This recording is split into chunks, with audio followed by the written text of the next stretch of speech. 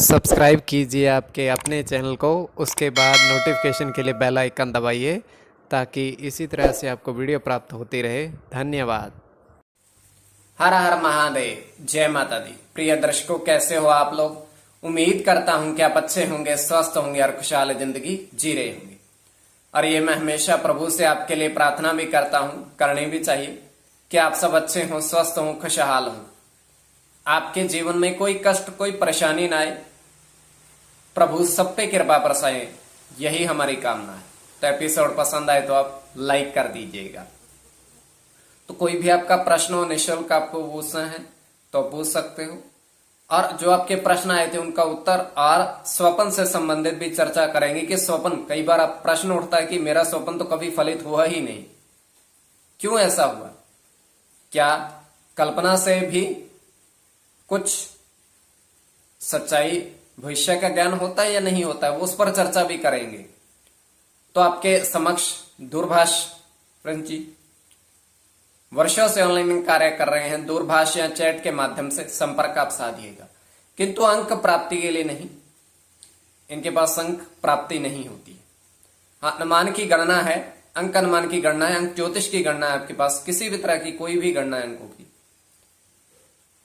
तो आप उसको भाग्य मतलब अचानक धन प्राप्ति के लिए इनके पास केवल अप्लाई करने के लिए चाहिए, अन्य किसी कार्य के लिए नहीं। तो चलिए आज आपको बताते हैं स्वप्न से पूर्व सर्वप्रथम जो मैंने बहुत बार कहा है, मंगलवार, बुधवार और शनिवार 3 दिवस ऐसे होते हैं। मतलब रात्रि हो और तीसरा पहर हो, 12 से 3 का वक्त हो, तीसरा पहर हो, तृतीय पहर हो। ये बड़ा महत्वपूर्ण है। इसमें होता क्या है, इसमें कई बार तीसरे पहर में गुप्त साधनाएं होती हैं, महालक्ष्मी साधना भी होती है।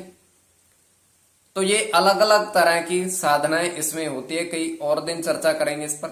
तो इसलिए ये बड़ा महत्वपूर्ण बन जाता है। और तीसरे पहर में गहरी निद्रा में हम होते हैं, और गहरी निद्रा में ही हमें कल्पना से भी परे लेकर हमें अपना मस्तिष्क जाता है, और पंचम भाव मस्तिष्क का होता है। इस पर बुरे ग्रहों का प्रभाव आपको बुरे स्वप्न भी दिखाता है, जैसे स्वयं की मृत्यु, किसी प्रियजन की मृत्यु स्वप्न में देखना, आपको ऐसे स्वप्न आना कि आप भूत प्रेत के स्वप्न तक आते हैं, तो आप अचानक उठ बैठते हो। ये होता कैसे? ये बुरे ग्रहों के प्रभाव में ये होता है। मान लीजिए बुरे ग्रहों ने आप पर, मस्तिष्क पर डेरा जमा लिया है, तो कैसे? चंद्रमा मन का कारक है, मन पर भी बुरे ग्रहों का प्रभाव आपको मन भटकाता है, और मन ही आपको आगे लेकर जाता है या पीछे धकेलता है, ये तय है।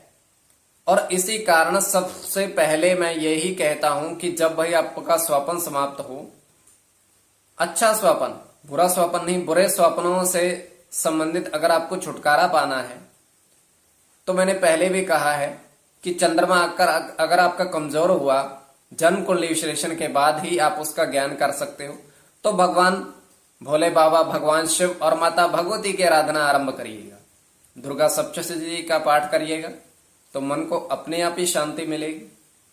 तो धीरे धीरे ये आपका ग्रह स्थिति सही होगी, तभी आपके स्वप्न अच्छे होंगे। स्वप्न अच्छे होंगे तो आपका दिन भी अच्छा होगा।